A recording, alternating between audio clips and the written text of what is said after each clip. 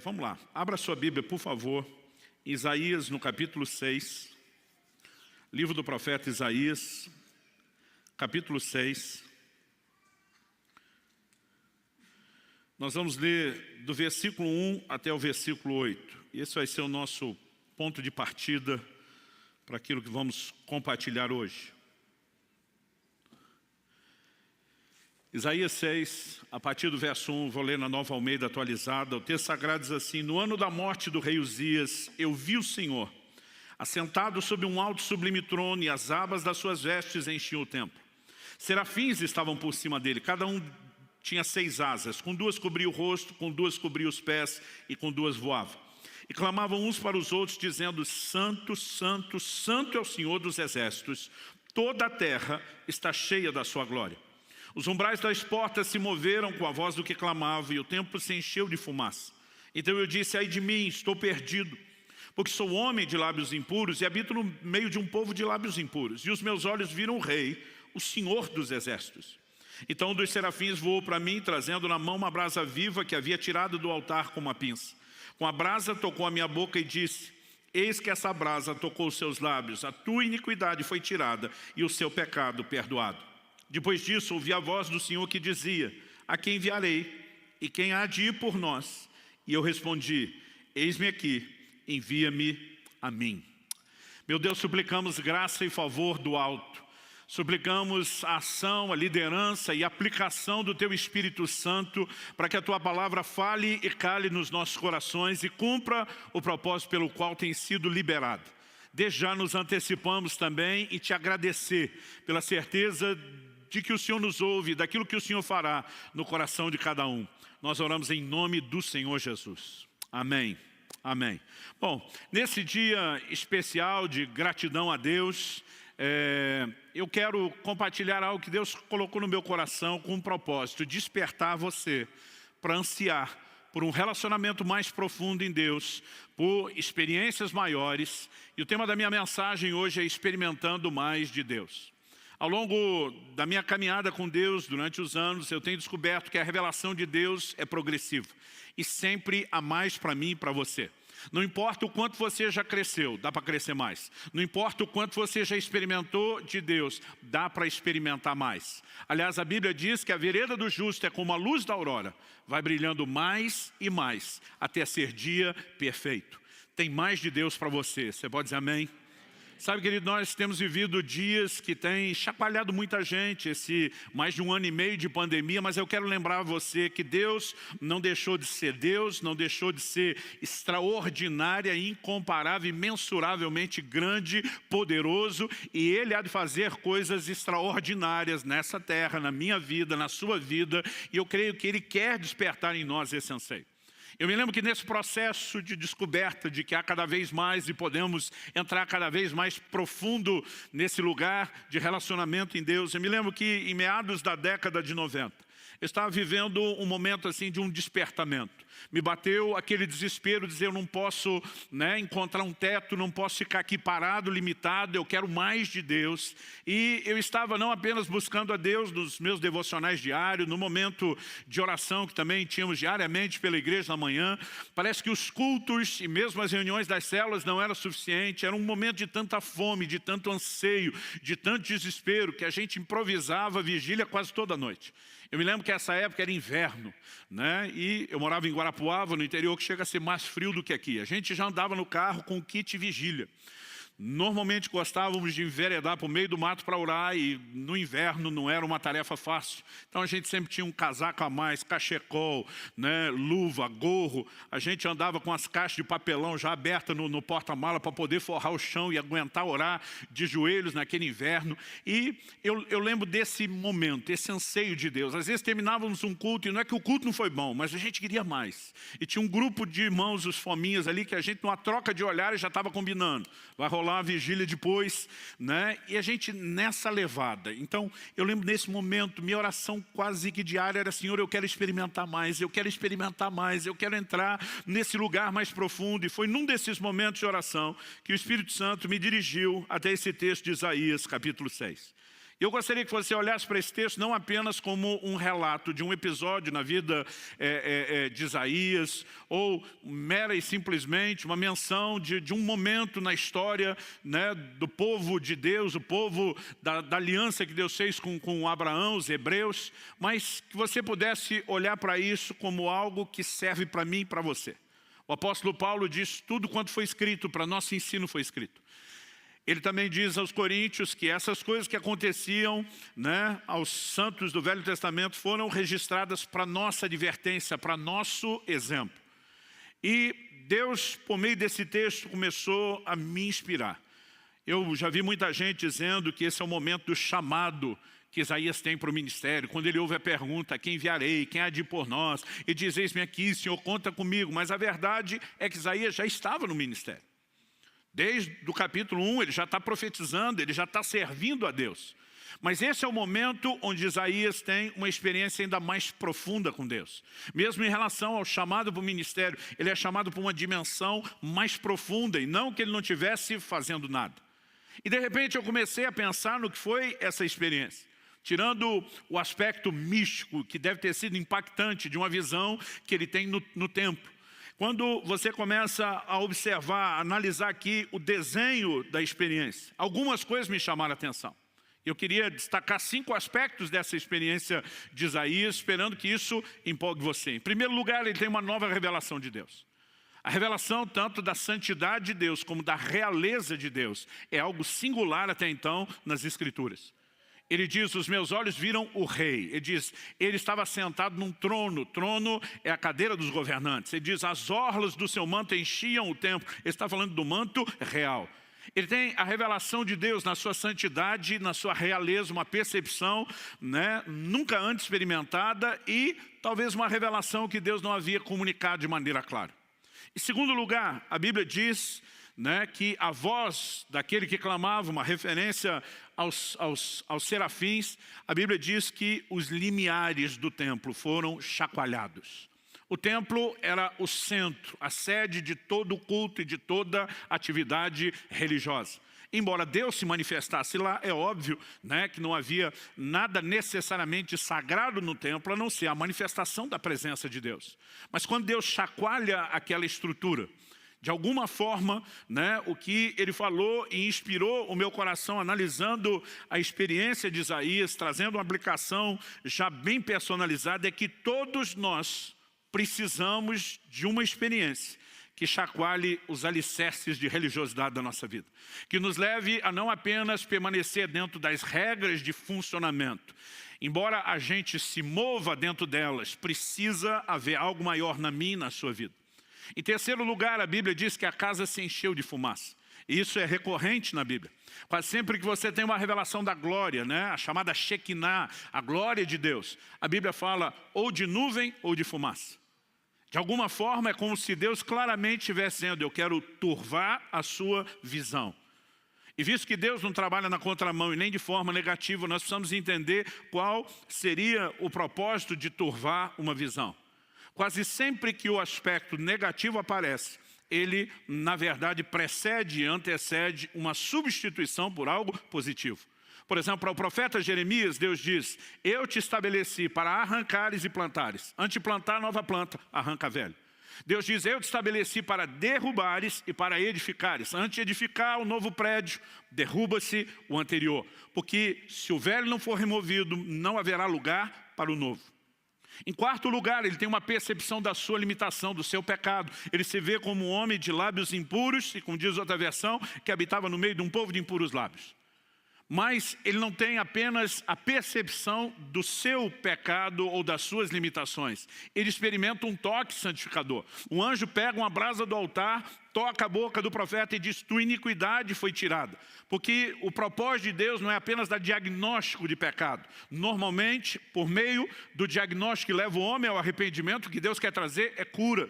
Então, ele tanto tem a percepção das suas limitações, como ele tem um toque santificador e transformador.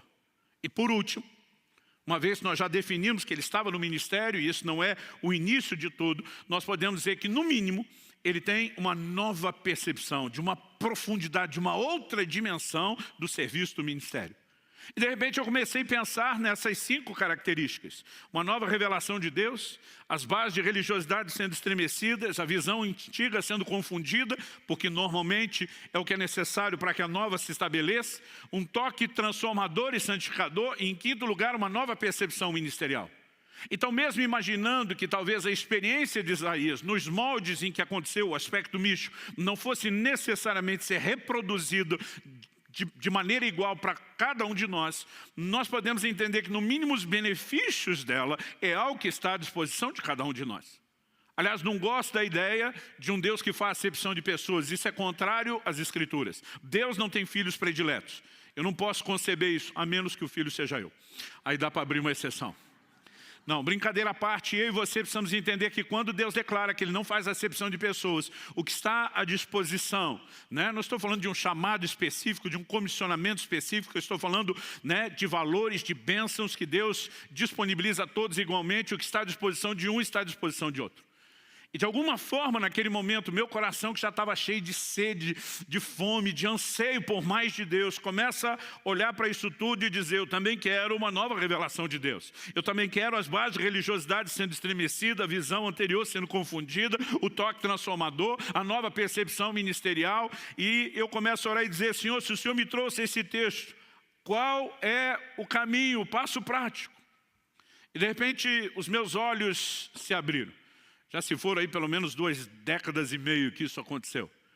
E a frase, no ano em que morreu o rei Uzias, ou no ano da morte do rei Uzias, saltou aos meus olhos. E de repente eu percebi que a essência do texto comunica uma substituição. No verso 5, ele começa dizendo, no ano da morte do rei Uzias, no 5 ele diz, eu vi o rei, o Senhor dos exércitos. Ele está dizendo, quando morre um rei humano, natural, algo acontece e eu entro na revelação de Deus como rei. E se seguimos essa lógica de que às vezes a necessidade de que algo negativo seja removido antes de que aquilo de aspecto positivo seja comunicado, revelado ou estabelecido, nós podemos entender que há uma chave sendo comunicada aqui. Isso também me veio com muita clareza e ao longo desses anos eu tenho provado de maneira progressiva, não completa, mas progressiva cada vez mais a realidade dessa chave. Antes de mais nada, eu quero que você tente imaginar o contexto da visão. Daqui a pouco nós vamos falar sobre quem era Uzias com mais detalhes. Mas Uzias foi um grande herói nacional. Talvez depois de Davi não tenha existido nenhum conquistador, alguém que tenha liderado um exército de conquista como Uzias fez. Ele assume uma nação praticamente falida, quebrada e a transforma numa grande potência mundial dos seus dias. E você precisa entender que Isaías, nesse início, nesse momento da vida dele, ele ainda é muito jovem. Uma dedução que não é difícil de você fazer. Até porque no capítulo 1 e no versículo 1 do livro de Isaías, ele introduz o livro dizendo, visão que Isaías, filho de Amós, teve a respeito de Judá e Jerusalém nos dias de Uzias, 1, Jotão, 2, Acais, 3 e Ezequias, reis de Judá. O homem profetizou durante o reinado de 4 reis. Não estamos falando mera e simplesmente, né, de uma pessoa que profetizou durante o mandato de 4 presidentes. Nosso mandato é de apenas 4 anos. Esses reis gastavam muito tempo no seu reinado. Para você ter uma ideia, só o próprio rei Uzias, que é o primeiro aqui da lista, a Bíblia diz, em 2 Crônicas 26, daqui a pouco nós vamos para lá, que ele reinou 52 anos em Jerusalém. Só Ezequias. Como seria possível Isaías profetizar durante o reinado de 4 gerações? De outros 3 reis que sucederam Uzias. A única conta, mesmo que você dê bastante longevidade a Isaías, é que ele começou muito novo no finalzinho do reinado de Ezequias e ele termina bem velho no comecinho, no reinado de Uzias, e ele termina bem velho no comecinho do reinado de Ezequias, senão essa conta não fecha.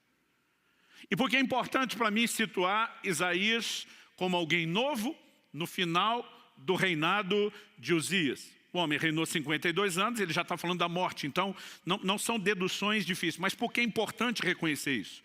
Porque, primeiro, Isaías como alguém novo, era bem mais facilmente impressionável do que uma pessoa de mais idade. E segundo, Uzias já havia se tornado esse grande herói. Então, o impacto que ele teve, né, na nação e sobre Isaías é inegável. Mas o que significa essa substituição? Porque quando ele morre, vem a revelação de Deus, ou porque Deus decidiu comunicar isso. Porque Uzias, ele também nos transmite uma figura muito específica, muito particular. E para que a gente entenda o que é Uzias, o rei natural, morrer, para que os nossos olhos vejam o rei numa dimensão mais profunda, a gente então precisa entender, né, o que simboliza Uzias. Então, em segundo lugar, primeiro eu falei da necessidade de uma troca para se viver essa experiência mais profunda, o rei natural morrer, para que os nossos olhos vejam o rei. Em segundo lugar, vamos procurar entender junto o que Uzias simboliza. Então, você pode me acompanhar em segundo livro de Crônicas, capítulo 26. Eu vou ler a partir do versículo 3 e nós vamos juntos aí até o 16. Aqui nos dá um bom retrato do que foi Uzias e o seu reinado. O texto diz assim: Uzias tinha 16 anos de idade quando começou a reinar, e reinou 52 anos em Jerusalém. A mãe dele se chamava Jecolias e era de Jerusalém. Ele fez o que era reto aos olhos do Senhor, segundo tudo que Amazias, seu pai, havia feito. Propôs-se a buscar a Deus nos dias de Zacarias, que era sábio nas visões de Deus. Enquanto Uzias buscou o Senhor, Deus o fez prosperar. Duas afirmações aqui importantíssimas, né? A do versículo 5, propôs-se a buscar a Deus. E aí, o final do mesmo versículo diz: enquanto buscou o Senhor, Deus o fez prosperar. Você pode repetir essa frase comigo? Só para efeito didático, diga: enquanto buscou o Senhor, Deus o fez prosperar. Mais uma vez, com um pouquinho mais de ânimo e vontade, né? Ou de força para furar o bloqueio da máscara aí que está abafando sua voz. Diga: enquanto buscou o Senhor, Deus o fez prosperar. Agora, a partir do versículo 6, nós temos um resumo do que foi essa prosperidade. O texto diz: ele foi e guerreou contra os filisteus, destruiu as muralhas de Gate, de Jabne e de Asdod, construiu cidades no território de Asdod entre os filisteus. Deus o ajudou contra os filisteus, contra os árabes que moravam em Gur-Baal e contra os meunitas. Os amonitas pagavam tributo a Uzias, que chegou a ser tão poderoso que a sua fama se espalhou até a entrada do Egito. A frase até a entrada do Egito não significa muito para nós. Mas quando a Bíblia está falando aqui dos filisteus, dos amonitas, dos povos em volta, está falando da expansão do reinado de Uzias. O Egito, que foi uma grande potência na antiguidade, nos dias de Uzias, ficou recolhido do portão de casa para dentro. Quando a Bíblia diz sua fama foi até a entrada do Egito, está dizendo isso: o Egito não saía, permaneceu forte apenas no seu território, e Uzias estabeleceu o seu domínio a ponto de manter Faraó e o seu exército dentro do quintal de casa, sem sair ou avançar para lugar nenhum. O verso 9 diz o seguinte: Uzias construiu torres em Jerusalém, junto ao portão da esquina, junto ao portão do vale, junto ao portão do ângulo, e as fortificou. Também construiu torres no deserto e cavou muitas cisternas, porque tinha muito gado, tanto na Cefelá como nas campinas. Tinha lavradores e vinhateiros nos montes e nos campos férteis, porque era amigo da agricultura. Aqui a Bíblia fala não só do investimento na agropecuária, que era o que movimentava a economia, né? Mas fala de todas as estruturas de defesa. Esse camarada assume uma nação praticamente falida, quebrada, e vai transformando ela paulatinamente ao longo dos anos numa grande potência. O texto continua e diz no 11: Uzias tinha um exército de homens preparados para a guerra, que saíam para a batalha em tropas, segundo a lista feita pelo escrivão Jeiel e pelo oficial Maazéia, sob a direção de Ananias, um dos oficiais do rei. O número total dos chefes das famílias, homens valentes, era de 2.600. Isso aqui era só a tropa de elite. 13. Debaixo das suas ordens, havia um exército guerreiro de 307.500 homens, que faziam a guerra com grande poder, para ajudar o rei contra os seus inimigos. Uzias preparou para todo exército escudos, lanças, capacetes, couraças, arcos e até fundas para tirar pedras. Em Jerusalém ele fabricou máquinas inventadas por homens peritos, que foram colocadas nas torres e nos cantos das muralhas para atirarem flechas e grandes pedras. A fama de Uzias se espalhou até muito longe, porque ele foi maravilhosamente ajudado. Lembra que o versículo 7 diz que Deus o ajudou. Aqui o texto diz que ele foi maravilhosamente ajudado. E aqui é onde começa a entornar o caldo. Verso 15. Até que se tornou muito poderoso. Uzias, ele encarna como talvez quase nenhum outro personagem bíblico o faz, o que nós podemos chamar da busca interesseira. Ele busca a Deus, enquanto ele busca o Senhor, Deus o faz prosperar, até que se tornou poderoso.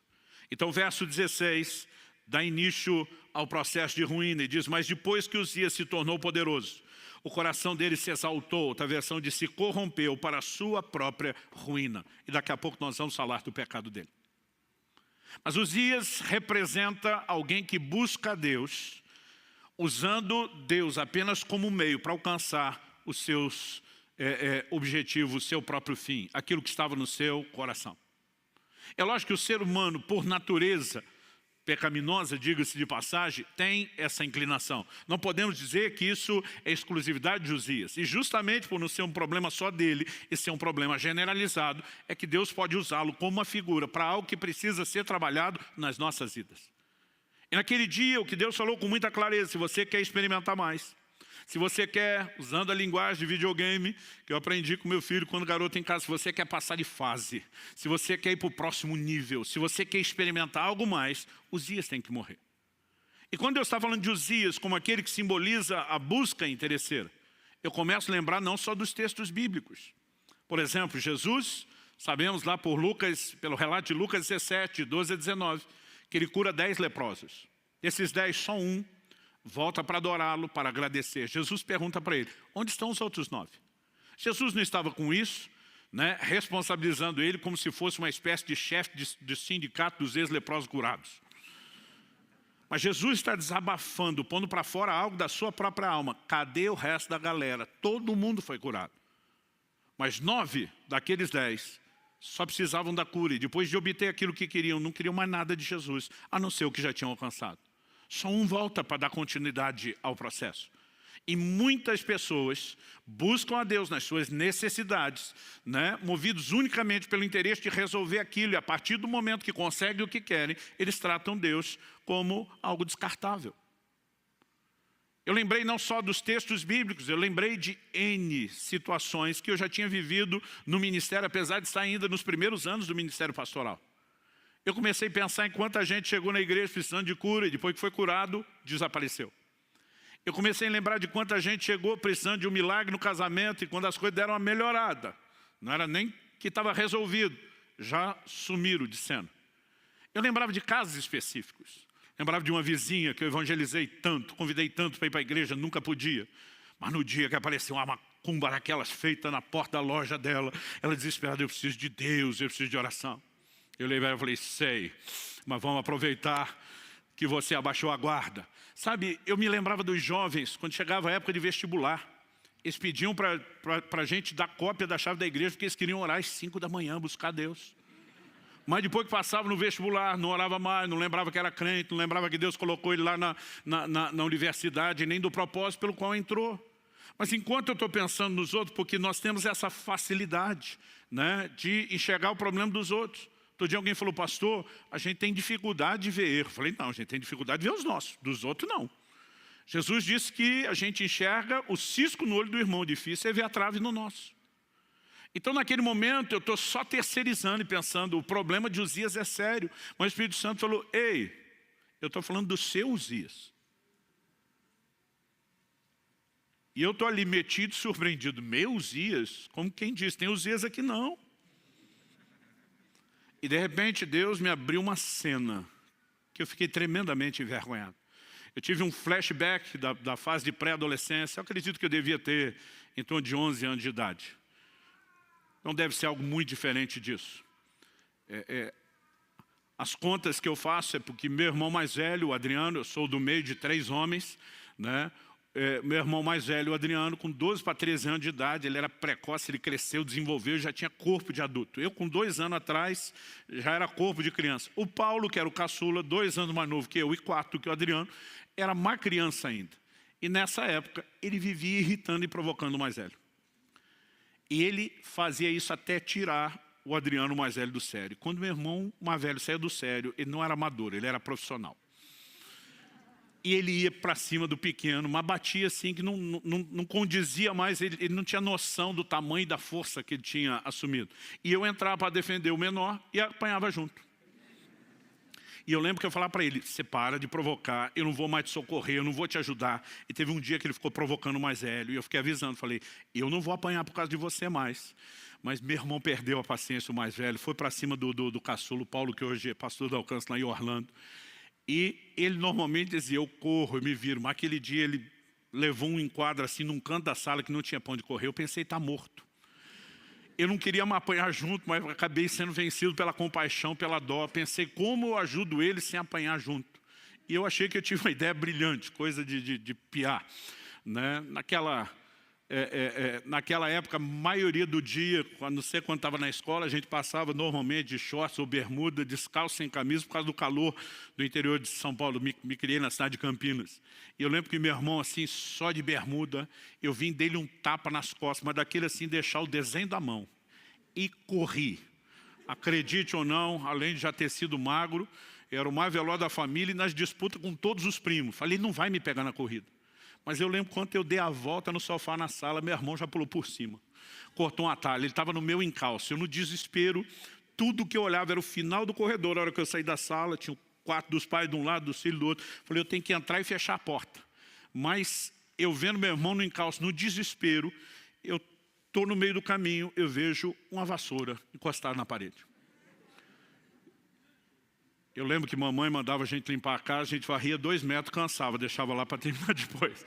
Coisas de adolescentes e pré-adolescentes. Eu não sei quem de nós largou aquela vassoura, mas a hora que eu vi ela, no instinto, no reflexo, falei, vai me ajudar a atrapalhá-lo para eu entrar naquela porta e me salvar.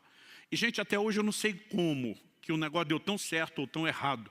Né? Porque do jeito que eu passei correndo, corredor, eu acho que não dava 2 metros, devia ser 1,5 metro. Do jeito que eu passo correndo, eu pego aquela vassoura e correndo eu viro e jogo ela só para tentar atrapalhá-lo. Não queria acertar e nem achei que daria para fazer o movimento tão rápido. Mas ela foi reta a vassoura assim, com aqueles arremessos de dardo, e a ponta do cabo de vassoura pegou na garganta do meu irmão. Eu não sei se empurrou o gogó para dentro, o que foi. Eu só lembro das pernas dele levantando, ele caindo de costa.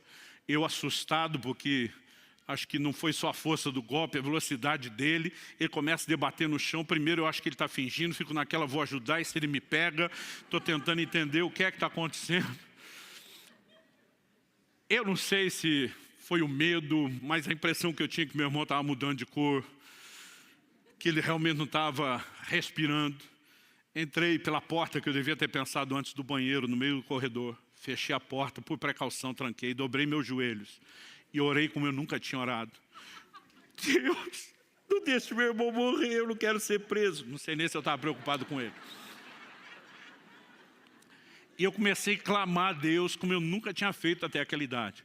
Falei, se o Senhor salvar meu irmão, não deixar ele morrer, eu prometo que eu nunca mais brigo com ele. Eu ainda estava orando, não tinha terminado a oração. Um chute na porta. Até quando o papai faleceu anos atrás, nós fomos buscar a mamãe para morar com a gente aqui no Paraná, tinha ainda o buraco remendado na porta que ele tinha feito. Aí quando eu digo que perdi a paciência, vocês me acreditem. A hora que deu o chute, que eu vi estar vivo, gente, eu nem terminei a oração, não teve nome de Jesus, amém. Eu levantei, já chutei a porta, pega eu, derruba a porta, quero ver. E continuei a briga do outro lado da porta. Deus me fez ver aquela cena, e gente, eu fiquei com tanta vergonha, eu falei, Deus, eu era criança. Quando você é adolescente, você acha que é adulto. Quando interessa, você diz, eu era criança, dá um desconto. O Espírito Santo diz, eu dou, vamos pular para a sua fase adulta. E diz, quando você começou o ministério, você passava horas e horas, trancado todos os dias orando. Por que você já não faz isso como fazia antes? Eu falei, eu era solteiro. Agora sou casado, tenho família, pastorei, não tenho mais o mesmo tempo. Ele falou, essa é a desculpa que você resolveu acreditar. E diz, lá atrás você queria muito viver as coisas que você vive hoje. Embora você diga que estava naquele quarto me buscando, você estava apenas buscando o que você conseguiu. E agora porque conseguiu, você já não tem mais interesse em mim. E por vergonha eu vou parar aqui. Naquela hora ele começou a mostrar a trave do meu olho que eu não enxergava. E eu quero te dizer, não dá para dizer o quanto, mas todos temos alguma coisa de Uzias dentro de nós. Todos temos algum elemento dessa busca interesseira, que às vezes valoriza mais o que ele faz do que a pessoa que ele é. E naquele momento, quando Deus começou a expor, eu entendi que se Uzias não morrer, nós nunca vamos passar de fase. Sabe, a história não começa com Uzias já morto. Há um momento onde eu e você vamos ter que mudar e reverter esse jogo. Mas quando eu consegui entender aquele desenho, além de ter chorado muito e me arrependi diante de Deus, o meu desespero enquanto lia a respeito do assunto foi procurar entender como Uzias morre. E antes de falar isso, e é com isso que nós vamos encerrar, eu quero só destacar que, ao longo das Escrituras, nós vemos Deus revelando de forma recorrente, um pedaço aqui, uma parte do quebra-cabeça lá, outra em outro lugar, um desenho de como Ele espera que nós nos relacionemos com Ele. Por exemplo, Deus diz num determinado momento para Moisés, eu não vou mais, depois de ter tirado o povo de Israel do Egito, estar indo em direção a Canaã, Deus diz, eu não vou mais subir no meio de vocês, por causa dos pecados do povo. O Senhor disse para Moisés, o meu anjo vai à frente de vocês, vai livrar vocês, vai operar os milagres que vocês precisam, vai garantir que vocês entrem na terra prometida e tenham a bênção. Mas Deus diz, eu mesmo não vou mais no meio de vocês. Moisés se levanta diante de Deus e diz, se o Senhor não vai conosco, não nos faça sair desse lugar. O que é que Moisés está dizendo? Nós não estamos interessados apenas na sua bênção e no seu favor. Se não é para ter a tua presença, nós não vamos a lugar nenhum. Nós abrimos mão da bênção e de qualquer favor. Porque nada disso substitui a tua presença. Mas é um episódio que quase ninguém fala nada e nem canta sobre isso. Mas quando a gente chega em Jacó, Jacó lutou com o anjo de Deus e diz, não te deixarei enquanto não me abençoar. Gente, a Bíblia fala que era o anjo do Senhor. Essa expressão o, artigo definido, e não um artigo indefinido, normalmente é uma teofania. É uma aparição do próprio Deus, ainda que uma revelação limitada dele. O próprio Deus está ali. E quando o anjo sinaliza, eu vou embora, ele diz, não. Primeiro você me abençoa, depois vaza. O que é que Jacó está dizendo? Estou nem aí que a sua presença vai embora, desde que a bênção fique. É a atitude inversa de Moisés. Mas a gente não canta sobre Moisés, a gente canta sobre Jacó. E Jacó segurou o anjo. E a ideia é essa, é agarrar a sua bênção. E depois deixa que Deus vai embora, porque você já conseguiu o que precisa. Sabe, não entenda mal o que eu estou dizendo. Eu não estou dizendo que Deus não faz, que Ele não quer fazer, e nem que nós não podemos desfrutar.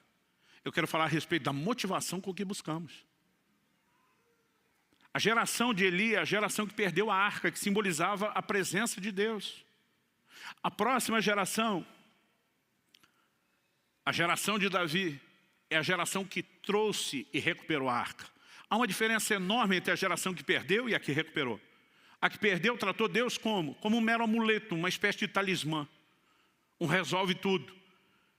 Eles travam uma guerra contra os filisteus, na primeira batalha perderam. Aí alguém tem a brilhante, entre aspas, ideia. Vão trazer a arca de Deus para o campo de batalha. Israel até então, a coisa ia ficar pior depois, mas nesse momento, era o momento de maior apostasia da história da nação. Eles já não vão a Siló, onde o tabernáculo estava, já não iam lá para buscar e adorar o Senhor, mas na hora do problema traz a arca, porque agora nós precisamos que Ele resolva. Como diz o ditado antigo, quando a água bate na região lombar, as pessoas lembram de buscar Deus. A região lombar ficou mais polido, né? Tá bom assim, meu amor. Você que sempre me ajuda a ser minha melhor versão. Quando eles tratam Deus e a presença de Deus dessa forma, qual foi o resultado? Eles perderam a arca, perderam a presença. Porque toda e qualquer pessoa, em qualquer momento ou época da história, que busca Deus só porque por causa daquilo que Ele faz, vai acabar perdendo aquilo que Ele é. Mas a geração de Davi assume o reino, um dos primeiros atos. E não é à toa que ele é chamado de homem segundo o coração de Deus, não é porque era perfeito, que nós sabemos que não era. Um dos primeiros atos dele, ele diz, a arca volta. E quando ele traz a arca de volta, ele levanta uma tenda, ele coloca a arca que simbolizava a presença de Deus no centro. Ele coloca os levitas 24 horas por dia, 7 dias por semana, ninguém pedindo nada, apenas dizendo, o Senhor é bom e a sua bondade dura para sempre. Agora, o interessante é que se você olhar tanto Davi como Moisés, que nesse sentido entenderam o cerne do relacionamento, foram duas das gerações na história do povo de Deus que mais experimentaram o que Deus pode fazer. Desde os dias de Josué, a terra prometida nunca tinha sido conquistada na sua totalidade. O primeiro que conseguiu isso foi Davi. Então você olha para o Moisés dizendo, se a tua presença não vai conosco, nós não vamos a lugar nenhum. E você encontra em Moisés a geração que mais experimentou milagres. Eu não estou aqui pregando contra a intervenção de Deus. Eu estou falando da necessidade de ajustes na nossa motivação para que a gente possa experimentar até mais do que Ele pode fazer. Eu quero te despertar a acreditar que nós podemos viver manifestações maiores, como indivíduos, como casa, como igreja. Nós podemos e nós iremos vivenciar manifestações maiores. O foco não é o que Deus faz. Um dia desse preguei essa mensagem em algum lugar, alguém falou, tá certo, esses pregadores que ficam colocando Deus como fosse alguém que vive para resolver nossos problemas. Eu falei, mas Ele também está lá disponível para tudo. Aliás, se você entender que o que Deus faz é uma consequência do que Ele é, então buscá-lo pelo que Ele é, inevitavelmente levará a experimentar o que Ele faz. Hebreus 11 diz que Deus é galardoador dos que o buscam.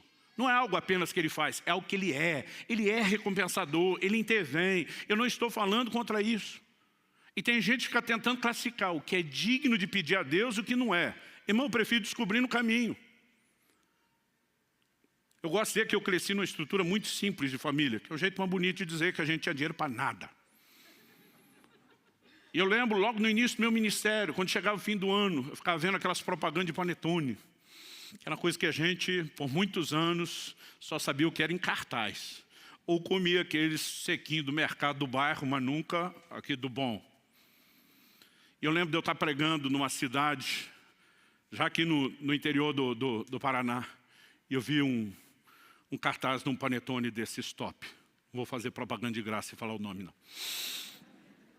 Eu lembro que eu falei, meu Deus, eu queria tanto comer um panetone.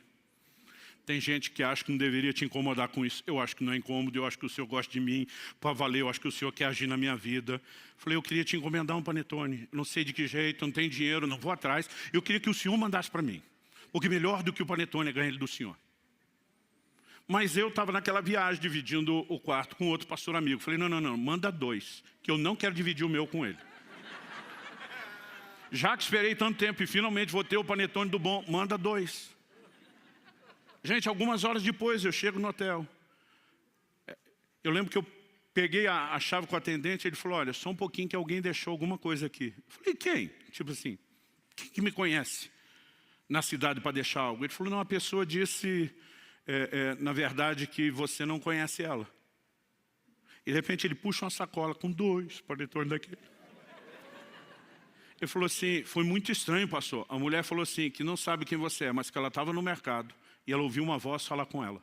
Compra 2 panetones, deixa no hotel tal, para o pastor que está hospedado lá. E foi tudo que ela falou. Eu acho que ela nem sabe quem é você, só sabe que tem um pastor aqui. Eu olhei e falei para ele, sorte sua que anda comigo. Participa do despojo. Sabe, querido, eu não estou aqui te dizendo que nós não podemos ver coisas assim que para alguns é simples. Todo dia alguém falou, não vou incomodar Deus com isso. Falei, se você acha que é incômodo, fica aí sem experimentar. Então preste atenção, não estou falando contra o que Deus faz. É o nosso resultado, nós podemos experimentar mais do que Ele faz. Estou falando a respeito de motivação com a qual nós o buscamos. E se nós pararmos de tratar Deus só como quem faz, porque Ele prometeu fazer, Ele que nos encorajou a orar e clamar crendo que Ele faria. Então nós não estamos tentando falar contra o fato de Deus fazer. Mas nós também não podemos tratá-lo apenas como uma espécie de amuleto, de talismã, de resolve tudo e nada além disso. Dá para entender a diferença? Bom, para nós terminar, como Uzias morre. Nós paramos de ler no verso 16 e vamos retomar no verso 16 de 2 Crônicas 26.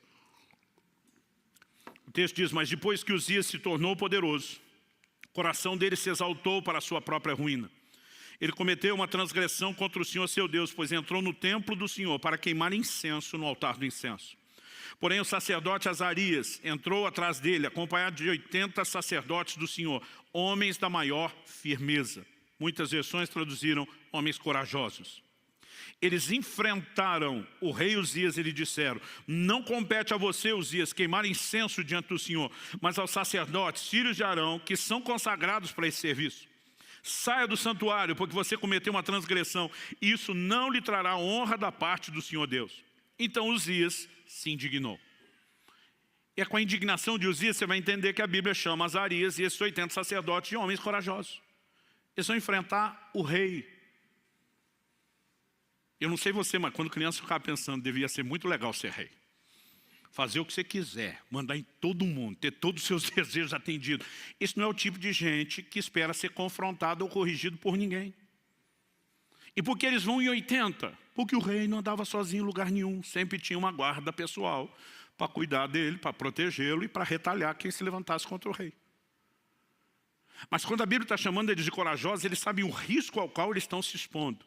Mas o posicionamento de indignação deles é maior do que a indignação de Uzias em si mesmado apenas consigo mesmo. Eles são indignados com a violação de princípios. Como que esse cara agora acha que porque foi abençoado por Deus, pode tratar Deus dessa forma e entrar nesse lugar que não pertence a ele? Só os sacerdotes levitas podiam oferecer o incenso. Mas de alguma forma, às vezes, até pessoas que vivem intervenções de Deus, elas começam a achar que são leis para si própria, né? Ou que porque Deus, de alguma forma, agiu em seu favor, as atendeu, as honrou, elas acham que estão acima das demais. Eles confrontaram. E nesse confronto, o que aconteceu? O texto diz, 19, Uzias se indignou. Ele tinha um incensário na mão para queimar incenso. No momento em que ele se indignou contra os sacerdotes, a lepra lhe saiu na testa, ali mesmo, na presença dos sacerdotes, na casa do Senhor, junto ao altar do incenso. Quando o sumo sacerdote Azarias e todos os sacerdotes se voltaram para ele, eis que ele estava leproso na testa. Então apressadamente o tiraram dali, e até ele mesmo se apressou em sair, visto que o Senhor o havia ferido. Quem o feriu? O Senhor. Agora, por que o Senhor o feriu? Porque sacerdotes que não foram mandados, mas tiveram o bom senso de entender aquela desordem, aquela bagunça, o resistiram. Aqui nós temos a combinação de responsabilidade humana com intervenção divina. Quando nós assumimos um posicionamento claro, sensato, de acordo com aquilo que Deus já estabeleceu na sua palavra, e nos posicionamos, nós podemos ver o que é que Deus vai fazer. Uzias não é alguém que você mata. Uzias tem que ser ferido por Deus, mas Deus não fere sem que você fique indignado e revoltado contra as atitudes dele. O que é Uzias? É a busca interesseira. Ele vai se meter onde? Na oferta de incenso. A oferta de incenso tem uma figura muito clara no Novo Testamento. Apocalipse diz que o incenso são as orações dos santos. Salmo 141 diz, suba a ti a minha oração como incenso. O incenso sempre simbolizou as orações. E se você quer achar Uzias na sua vida, procure na vida de oração, porque é lá que ele aparece. É só você ver que a maior parte do tempo na nossa vida é oração. Nós só pedimos para Deus o que a gente quer. E oração não é apenas pedir, oração deveria ser uma conversa, onde não apenas você fala, mas Deus também. E quando Ele fala, Ele não diz apenas declarações de amor, mas às vezes Ele pede algumas coisas para você também. Eu lembro que uma vez eu vi um pregador dizendo que ele decidiu não pedir nada a Deus durante um tempo, a não ser um coração mais grato. Achei a coisa mais linda. Falei, vou fazer esse negócio. Gente, eu não tinha assunto para falar com Deus. Porque durante anos, toda a minha vida de oração era construída só no que eu pedia. E quando só falava, dá um coração mais grato, eu não tinha mais nada para falar. E apesar de ter achado a coisa mais linda, não funcionava para mim, porque ou funcionou mostrando o quanto de Uzias tinha na vida de oração. Agora, Uzias não morre de uma vez. A morte dele não é instantânea, não é fulminante. Eu queria estar aqui dizendo para você, Deus me enviou aqui essa manhã com uma unção assassina, matadora de Uzias. Nós vamos orar, o miserável do Uzias da sua vida vai ser fulminado, tipo Ananias e Safira. Mas não é assim que ele morre. Uzias morre aos poucos, a prestação. A lepra apareceu na testa. Depois ela vai se espalhando. Ele é excluído da casa do Senhor. Se a gente continuar lendo o texto, verso 21 diz assim, o rei Uzias ficou leproso até o dia da sua morte. E por ser leproso, morou numa casa separada, porque foi excluído da casa do Senhor. Jotão, seu filho, tinha seu encargo, o palácio real, governando o povo da terra. O verso 23 vai dizer que ele morreu e foi sepultado. À medida que a lepra expandia, todo o contato com as pessoas foi limitado. Ele não tem mais acesso à casa de Deus, então não tem mais acesso ao palácio. Ele vai sendo isolado até que a morte finalmente se estabeleça. Uzias não morre de uma vez. E na minha e na sua vida não é um assunto que a gente resolve de hoje para amanhã. Pastor, vamos fazer uma oração no final do culto, está tudo resolvido? Não. Pode ser que o miserável do Urias saia ferido. Mas a morte é um processo e depende do nosso posicionamento. Um dia alguém me perguntou, pastor, o senhor já chegou lá no Uzias mortinho da Silva? Falei, não, mas não estou mais onde estava. Mas a verdade é que quando nós avançamos nesse processo, nós começamos a descobrir uma outra dimensão de relacionamento com Deus. Quem está entendendo, diga amém. Outro dia alguém me disse, está certo, pastor. A gente tem que mesmo dizer para as pessoas que elas não podem tratar Deus dessa forma. Gente, Deus sabia que nós iríamos tratá-lo dessa forma. E me parece que Ele é tolerante por um tempo. Por quê? Porque isso tem a ver com entendimento e com maturidade. E ninguém começa com isso. 16 anos atrás, quando nós ainda estávamos nas reuniões de oração e planejamento, só a minha família, do Marciano, a respeito de começar a igreja, tem uma cena na minha memória que eu não esqueço. Eu sentado no sofá da sala de casa, e Lissa, minha linda filha, com 4 anos de idade no meu colo, ela segurando na minha bochecha e dizendo, você é o pai mais lindo do mundo. Eu amo você, daí fazia carinho no meu cabelo. Eu já sabia o que vinha depois daquela sequência de elogio e carinho. Ela estendia a mão e dizia, me dá 2. E você acha que ia dar um sermão? Interesseira, me elogiou em troca. Eu, além do sorriso, dizia, toma 5. Porque era criança. E num momento como esse, dá para você ser compreensivo. Mas se hoje, aos 20 anos de idade, fosse me tratar só como se eu fosse um banco, nossa relação teria deteriorado em vez de melhorado. Paulo diz em 1 Coríntios 13:11, quando eu era menino, falava com o menino, pensava com o menino, agia com o menino. E essa é a época que Deus olha e tolera. Como eu disse, às vezes eu falo desse assunto, a gente está certo, esses pastores ficam colocando Deus à disposição para fazer. Eu falei, não, Deus se colocou à disposição, não é os pastores que colocam Deus. Jesus pregou o evangelho não apenas chamando as pessoas ao arrependimento e à fé, mas ele curava os enfermos, expulsava demônios, operava milagres. Ele mostrava que Deus tem interesse de intervir nas necessidades das pessoas. O que ele não queria quando um leproso era curado e ia embora, era não continuar o processo depois de ter apresentado e demonstrado seu amor. Aí as pessoas repetem tanto ditado que na cabeça de alguns parece que já está na Bíblia. Virou versículo apócrifo. Quem não vem pelo amor, vem pela dor. Gente, nunca conheci na minha vida alguém que veio por amor. Como é que alguém ama o Jesus que ele ainda não conhece? Ah, pastor, o senhor converteu pela dor? Não. Eu ainda não tinha feito 3 anos de idade, nem tive tempo de passar pelas dores da vida. Mas por que é que eu entreguei minha vida a Jesus? Porque disseram que se eu não fizesse eu ia para o inferno. Eu não queria ir para o inferno. Falei que era Jesus. Pesa um, pesa outro. Falei, não sou besta nem nada, não quero inferno, quero Jesus. A gente vai amá-lo depois que vai conhecendo. Dá para entender a diferença? Agora, alguns vieram por uma grande dor física, por uma grande dor emocional, mas nenhum de nós veio sem interesse. E Deus no início olha para mim e para você e diz, ainda que seja por interesse, que pelo menos você venha a mim e me permita me revelar a você. A questão não é como chegamos, é como permaneceremos.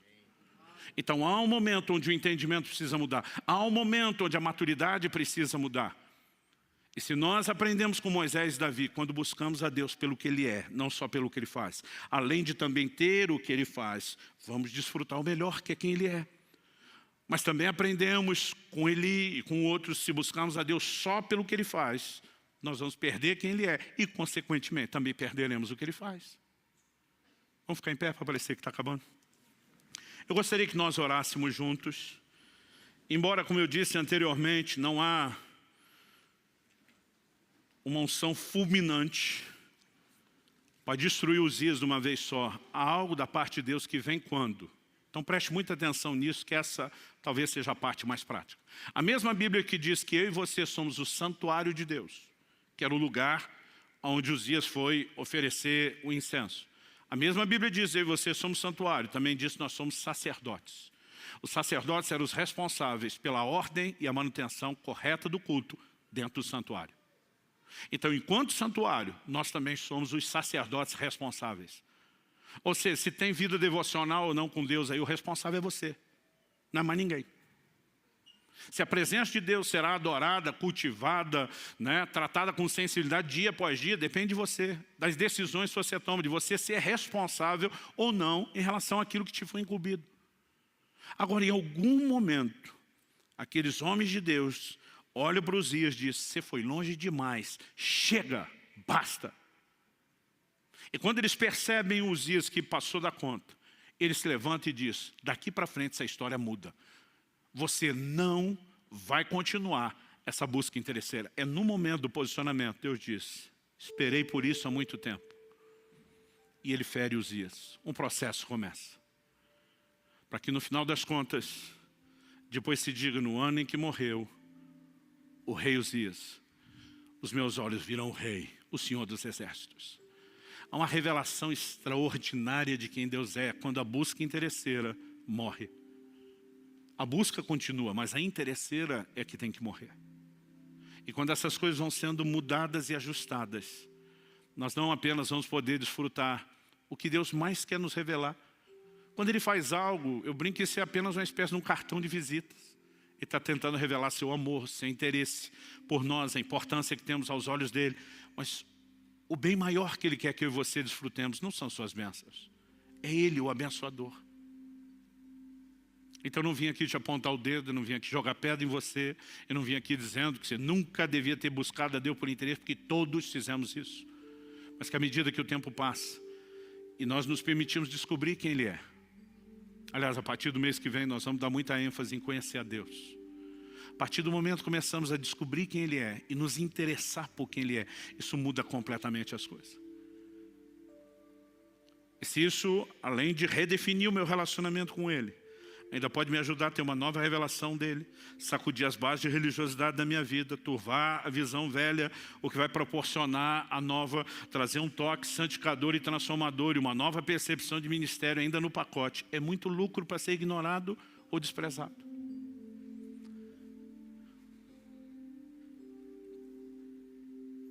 É lógico que há momentos, quando Deus nos faz perceber alguns erros, que isso é constrangedor.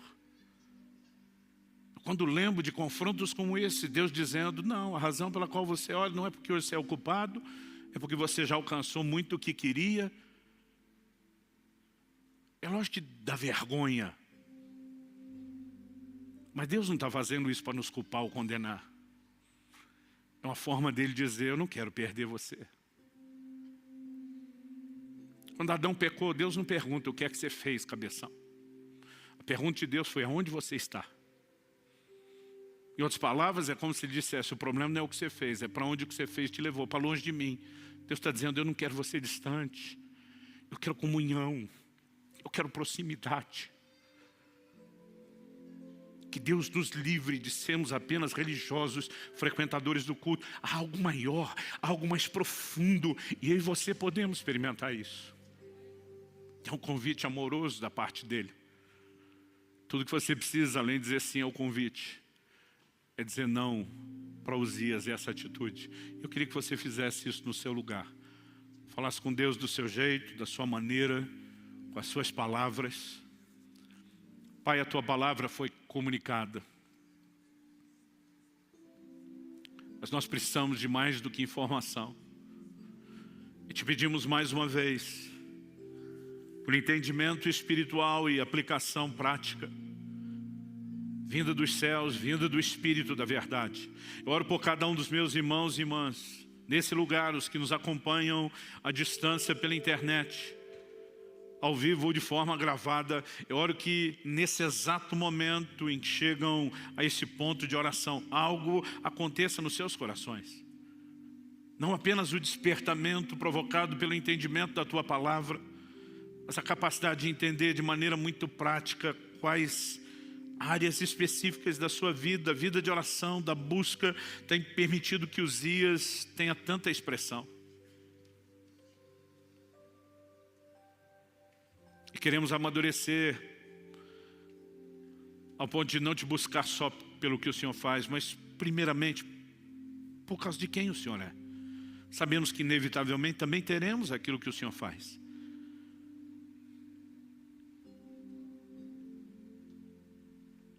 Clamamos Teu toque, a expressão da Tua graça nos envolvendo hoje, o auxílio do alto, não apenas abrindo os nossos olhos e nos ajudando a mapear onde estão os dias na nossa vida, mas gerando a indignação correta de dizer a Ele, basta, chega.